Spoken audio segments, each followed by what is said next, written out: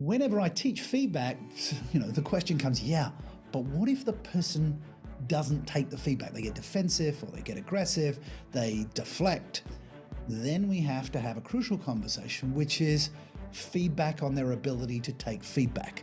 Oh, great. And the crucial conversation is, Ding. Hey, the crucial conversation is, hey, we had a conversation about this. There was an agreement for a change of behavior. That behavior hasn't happened. Your choices are your choices, but you choose to be part of this team, this organization, this family, and if those behaviors continue, they are not tenable with everybody else. Welcome to the Manage Self, Lead Others Leadership podcast with Nina Sunday for experienced and aspiring people managers. This show will help you explore ways to become a more intentional leader. Each episode, host Nina Sunday speaks with some of the brightest business minds on the planet who share a passion to elevate and transform team culture. Workplace culture hides in plain sight. Is yours flourishing? Join the movement to make your workplace a better place to work. Are you ready? Because it's time to manage self, lead others. Founder of Self-Leadership International, speaker and leadership coach Andrew Bryant is the author of 3 books on self-leadership. Tonight we're going to be talking about his most recent book, The New Leadership Playbook, Being Human Whilst Successfully Delivering Accelerated Results. Recognised as the global authority on self-leadership, Andrew Bryant's work is referenced in over 140 papers and PhD dissertations. His website is selfleadership.com. Welcome, Andrew Bryant. Welcome, Andrew Bryant. Hi, Nina. It's great to be here and long overdue. Yes. Well, I've been really looking forward to and feel honoured that you're on the podcast at last, because Manage Self is the first 2 words of our 4-word title, and you're Mr. Self-Leadership. So thank you so much for your time today. So thank you. Oh, no, it's absolutely my pleasure, and great to contribute to a very important concept, because, of course, you can't lead others unless you first lead yourself. Exactly.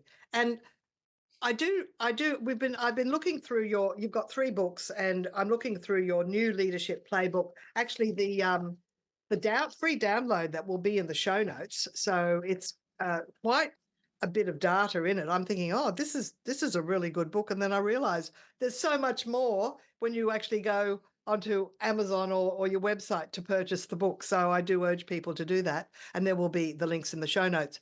But you do pose an interesting question, which is, and give us the answer, which is, what's the big problem for modern leadership? Well, there's always been a problem for leadership, and that is that leaders have to deliver results. If you don't deliver results, your tenure as a leader will be limited. In today's world, however, you have to deliver results and bring the people along with you, because if you deliver results at the expense of your people, your tenure will be limited. So it's managing this paradox of trying to get things out of people, but at the same time being human, making sure that they feel like human in that process. Now, the tagline of the New Leadership Playbook is being human whilst delivering accelerated results. So the big problem right now for leaders is actually defining what is human, because we have a challenger for that position, which is AI.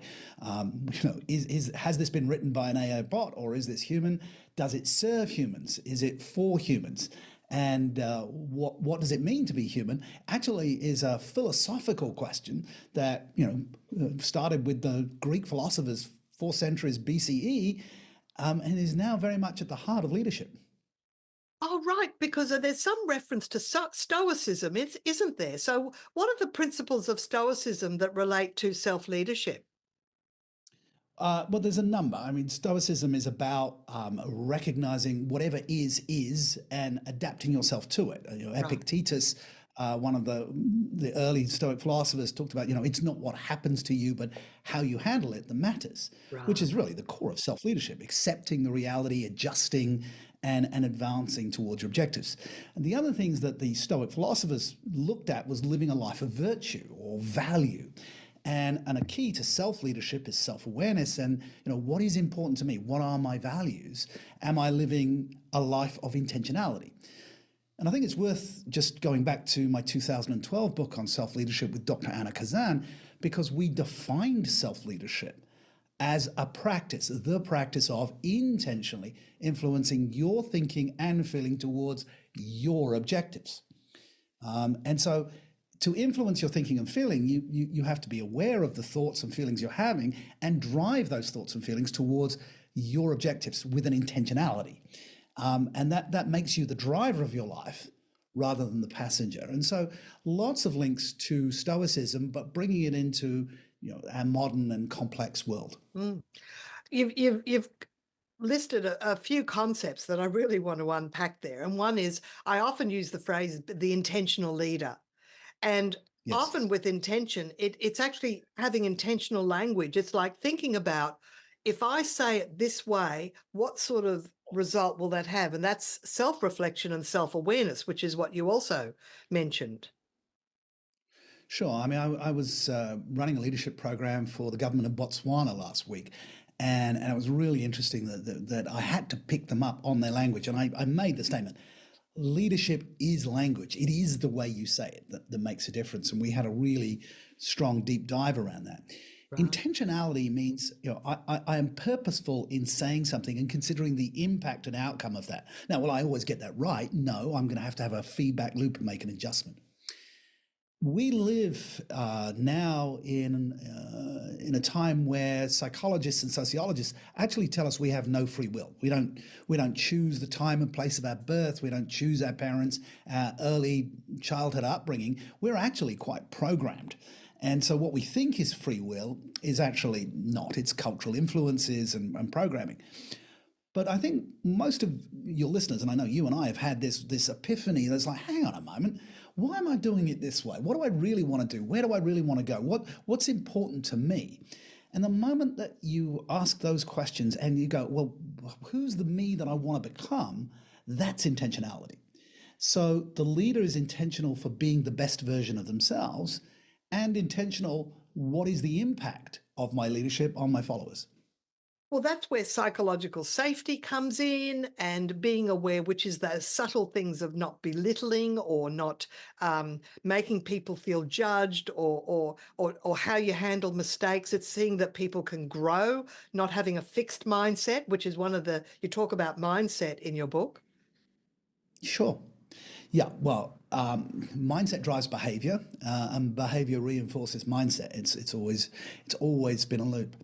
There's a lot of stuff on, you'll have addressed this on your podcast, you'll read it on LinkedIn, and a lot of trainers of leadership, we'll talk about micro behaviors like not belittling, or 1 minute manager, finding something to praise.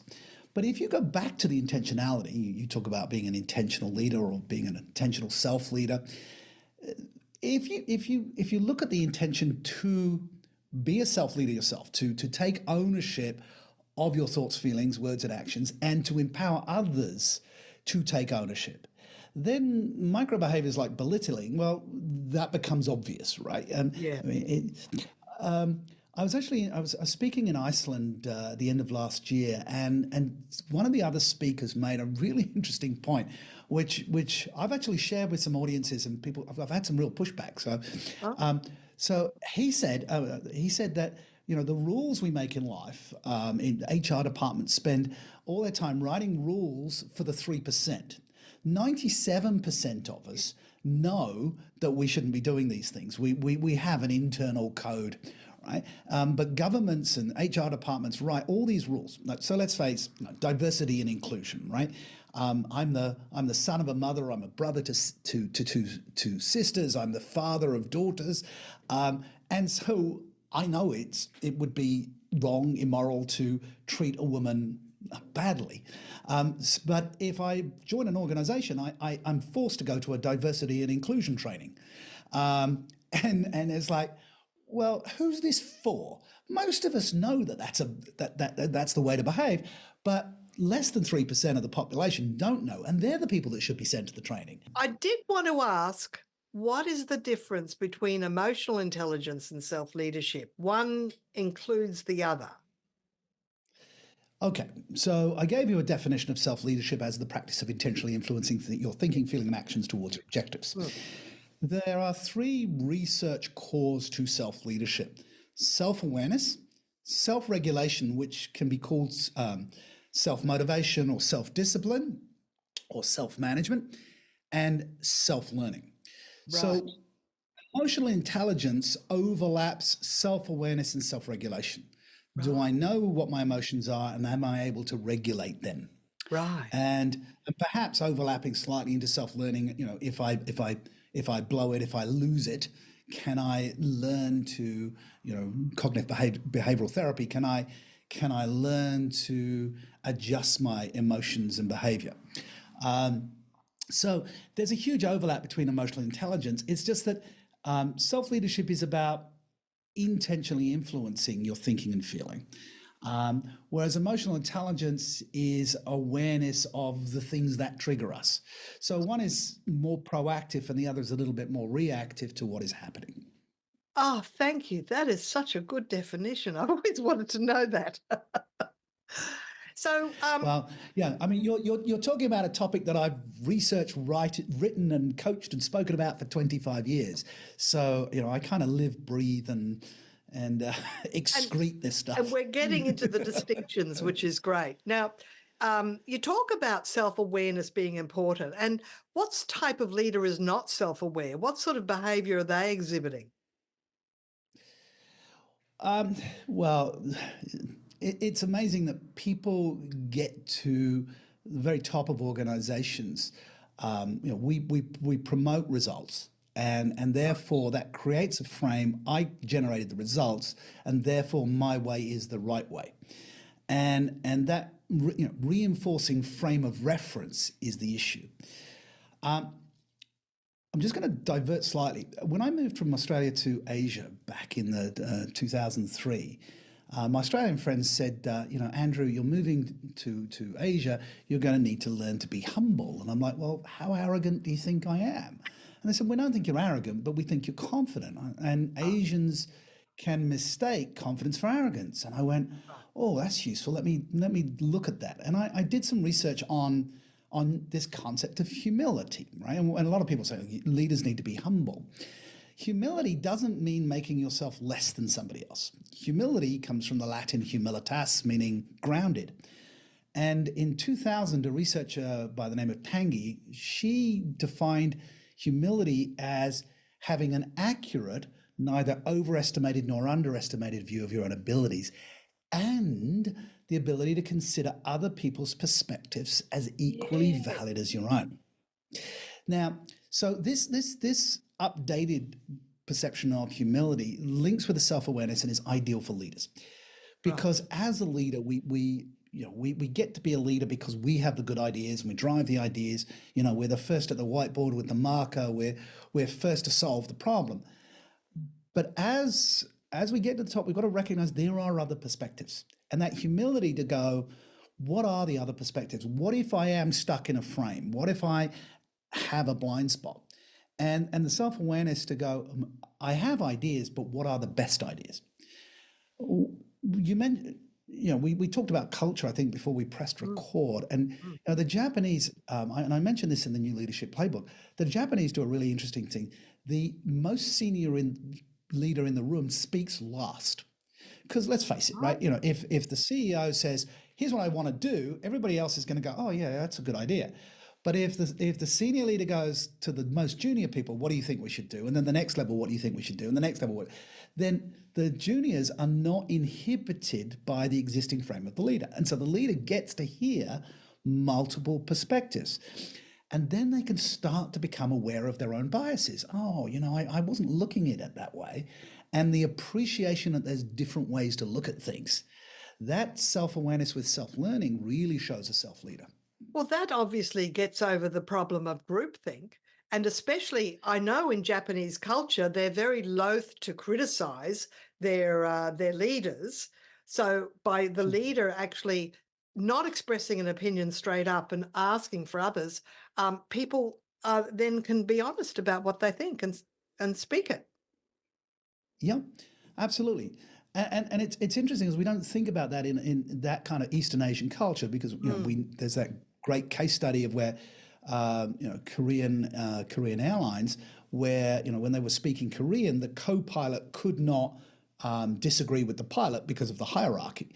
And they used to crash their planes because the co-pilot would have to hint at the fact that they were about to fly into a mountain rather than say, don't fly into the mountain. And so, they shifted the language to English and created a whole cockpit management system I see. so that the subordinate could alert the senior that they were making a mistake. So the self-awareness that I don't know everything. It feels like I know everything. It feels that my way is the right way. But the self-awareness and the self-discipline to consider other people's perspectives as equally valid as your own. And then when the time comes to make the decision. Because if it is a crisis, if we are at 41,000 feet and oxygen masks fall from the ceiling and smoke fills the cabin, we don't expect the captain to come out and run focus groups about what he should do to solve the problem. Right. In a crisis, we need directive leadership. Yes. When we are dealing with highly motivated, highly trained individuals, then we want participative leadership or supportive leadership, or if we're dealing with a stable environment, we need achievement leadership. So understanding leadership style, depending on the motivation and context of the followers and the environment, is key to effective leadership. Thank you, Andrew. And I'm thinking a little bit about motivation now, because people will bring discretionary effort to their role and to their performance if they are motivated. And you do talk about Vroom's expectancy theory in your book, and I was excited to see that because I'm a follower of Vroom. Well, I love the name, Dr. Victor Vroom. I mean, he sounds like he's an anti-hero in a Spider-Man comic, right? So expectancy theory is brilliant. I mean, it's just so badly worded because who knows what valence is. But Yeah, exactly. I always get stuck on that one. So for your audience, let's unpack this and make it really simple. When as a human being, when you engage in effort, you expect to make some progress. If you go to the gym and lift weights over a couple of weeks, you expect to get a bit stronger. If you go on a diet, you expect to step on the scales and see some impact of that. If you don't, if there is no progress after effort, you lose motivation incredibly quickly.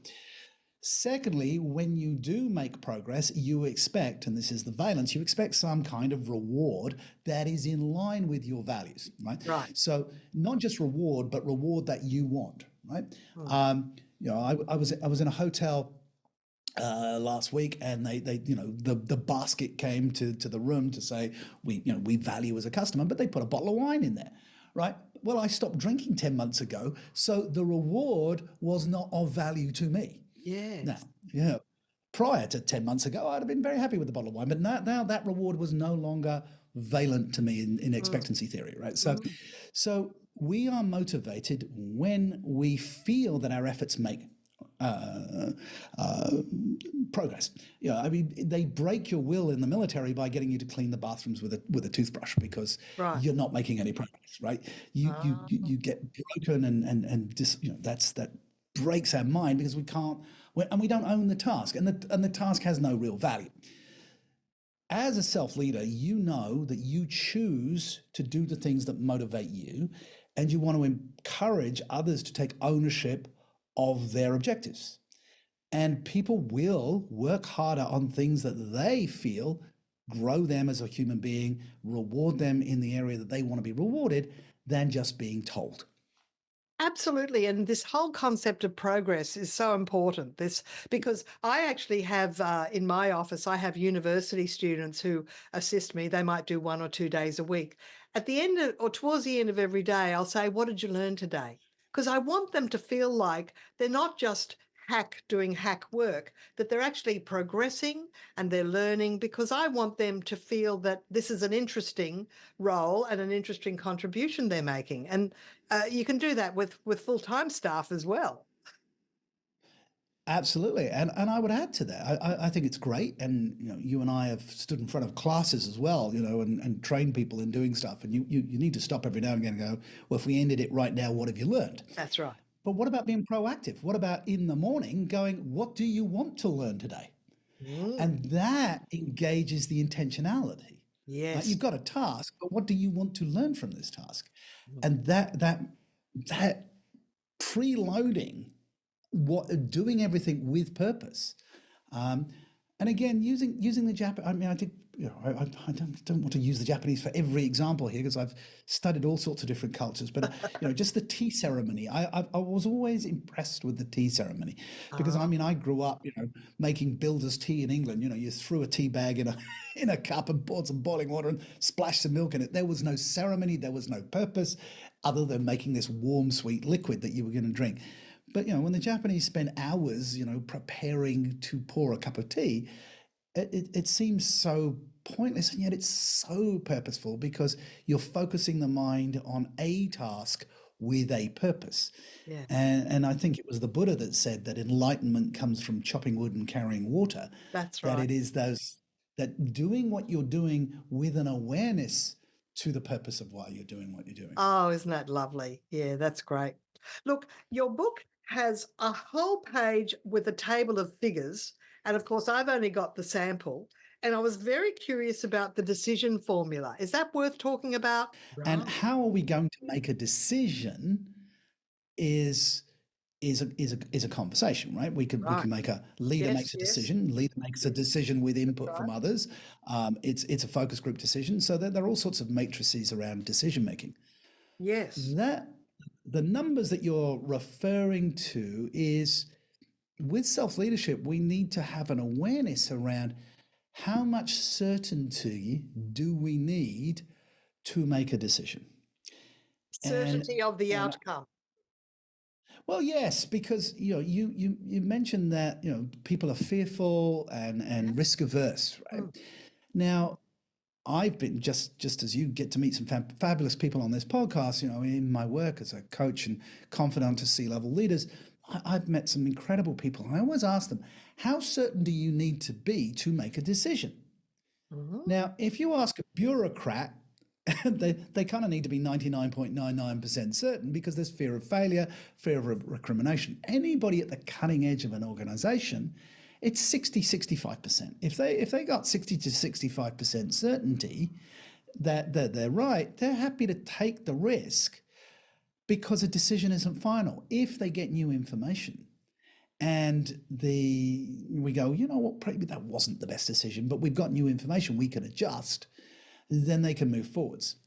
And how do you unpack, did I make a good decision? Well, we did really well, therefore I'm a genius. No, we did really well. What went into that decision? Let's have a conversation about what we did right and what we could do better next time. Now, we know that when it goes wrong, everybody gets unpacked because we're looking for somebody to blame. But what we really need to be is, well, we made the wrong decision. What led to the wrong decision? Were we over optimistic? Did we not index? What did we not cover? And so that really understanding how we as humans make decisions and how leaders make decisions has to have self-awareness, it has to have self-discipline, and it has to have self-learning. So self-leadership is all over decision-making theory. Wow. What a great answer. Thank you. That's incredible because that's play number 8, which is decisiveness. And play number 10 is crucial conversations. I don't think any conversation with you, Andrew, would be full if we didn't actually cover crucial conversations. Well, crucial conversations, I mean, there's a whole book just called Crucial Conversations, but let's say, I think, well, I've already stated leadership is a conversation. Yeah. How many times have we seen a problem arise because somebody didn't have the conversation? They didn't say, hey, this is not okay. Yeah. Right? So somebody turns up late to a meeting, right? And you just ignore it. Well, what you've just done is you validated that being late is okay. That's right. Leadership actually is the worst behavior that the leader will tolerate. So being late to a meeting, it may or may not be crucial, right? But if you don't have the conversation, if you don't put the fish on the table, and that's in the book, right? If we put the fish on the table, we can cook it and eat it. If the fish is under the table, it's going to rot and stink. Oh. So putting the fish on the table is having a conversation. This is not okay, right? And you see people engage in a behavior that they don't think is a problem, but it impacts other people. So you have to have the conversation. You have a feedback conversation. You state the facts. You talk about the impact of the behavior and what you want them to do in the future. whenever I teach feedback, the question comes, yeah, but what if the person doesn't take the feedback? They get defensive or they get aggressive, they deflect.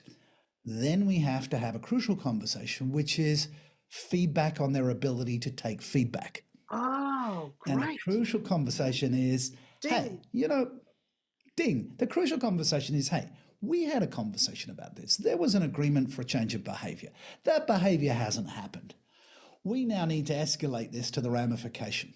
And that might be, getting the wrong people off the bus and the right people on the bus, referencing Jim Collins' leadership books. Yes. Or it might be, it is, this is a come to Jesus moment, is this, whatever, your choices are your choices, but you choose to be part of this team, this organization, this family. And if those behaviors continue, they are not tenable with everybody else. And that is a crucial, tough conversation. It has to be done in a way that you demonstrate the understanding of why people are doing what they're doing, but you also are prepared to lie down. This is the line. Above the line is what we agreed to. Below the line, this is excommunication. You get voted off the island. This is the line that cannot be crossed. And if people don't have those conversations, all sorts of terrible things occur. Wonderful, Andrew. Now, we are coming towards the end of our conversation, I'm sad to say. But what is it that you want to make sure we cover off on, that we talk about in this conversation today? So just the other day I said something and a friend of mine said, I nailed it. And that was, self-leadership isn't easy or everybody would be doing it. But it's not complicated, but it isn't easy, because it means taking 100% ownership of what am I responsible for. I'm responsible for my thinking, I'm responsible for my feeling, I'm responsible for my words, I'm responsible for my actions. I'm not responsible for anybody else, but I am accountable to the agreements. I'm married to a beautiful woman and very happy. And so I'll say to my audience, am I responsible for my wife? Now, it depends on the culture, but very often people say, yeah, you're responsible for her. And I say, absolutely not. She's a beautiful, intelligent, accomplished woman. How can I be responsible for her? She's responsible for herself, but I am accountable to her, right? We have agreements. And, because of those agreements, we trust each other. And because of those agreements, we support each other. So creating this definition between, I'm not responsible for my employees. I want to employ people who are going to take responsible for themselves. What I need to do is create clear expectations about the accountabilities of my employees, that they know what's expected. They know there is a line they shouldn't cross, and they know there's a whole bunch of stuff that they can actually create new territory and new lines.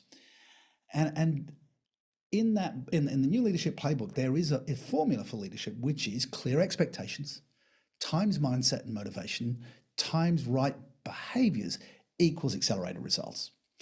And so I really think that I hope the takeaway for your audience is that self-leadership isn't easy. However, it is the practice of self-leadership, self-awareness, self-regulation, and self-learning that allows us to be a more successful leader, a more successful salesperson, a more successful partner in life. Because if we're not leading ourselves, somebody else is doing it for us. We are not the driver, we are the passenger of our life. And therefore, you can't blame, complain, and play the victim, because that was your choice. And the good thing is, I think my copy of the sample has a QR code leading to your YouTube channel, so people can catch up with everything that you publish, and your blog. I've seen your blog; it's really interesting. Yeah, well, I'm clearly passionate about this stuff. I've been doing it for over 25 years and spoken in 35 countries on 5 continents. This is what I do. And I would give it all away for free, and I've given tons of it away for free. And so, yeah, go check it all out. And if you want to engage me within your organization or your own development, then you know where to find me. Because you travel all around the world, and you also do virtual presentations as well. We are all hybrid these days, are we not? Exactly. Thank you so much, Andrew. We'll have the links to selfleadership.com in the show notes and the free chapter that people can download. And is there anything in closing that you want to say to our listeners and viewers? I just wish you every opportunity to become the best version of yourself. I'm version 6.2 at the moment. Version 6.2 has a lot less hair than version 4.2, but hopefully a lot more wisdom and compassion. And so, it is, life is a process. And the wonderful thing is that I can be better tomorrow than I am today. And for every listener here, set that intention, be a better version of yourself. That's what's going to change the world. That's wonderful. Thank you so much. Thank you, Andrew Bryant. It's been a pleasure. And the pleasure is mutual. Today we've been speaking with Andrew Bryant from selfleadership.com about his new leadership playbook. I'm your host, Nina Sunday, on the Manage Self Lead Others podcast. And if you enjoyed this podcast, we appreciate it if you'd review it on either Apple Podcasts or Spotify, because feedback helps the world find us. The more people listen to the podcast, the more we can invest to make it even better. And I'd like to thank one of our partners from the CRM that helps you automate your business. It's designed for complex sales and onboarding and customer management. That's segwick.com. And Pete Romano has a special offer for guests or listeners of Manage Self Lead Others. If you go to segwick.com/Nina Sunday, that's one word. So segwick.com Nina Sunday, and the link will be in the show notes. He has a special offer. So think about the new CRM designed for complex sales, an all-in-one onboarding program. A big thank you to Andrew Bryant. It's been a real honour and a privilege to be speaking with someone of such high calibre and such immense knowledge about self-leadership and how we can transform culture and the world of business and all the workplaces in the world. Thanks for listening. All the best. Until next time. Bye for now. Nina Sunday is on a mission to help leaders transform culture. To book Nina Sunday CSP to speak at your conference, visit ninasunday.com to request a proposal. Nina travels from Brisbane, Australia for in-person presentations Australia-wide. Twice certified virtual presenter, Nina Sunday presents virtually, globally, for any time zone.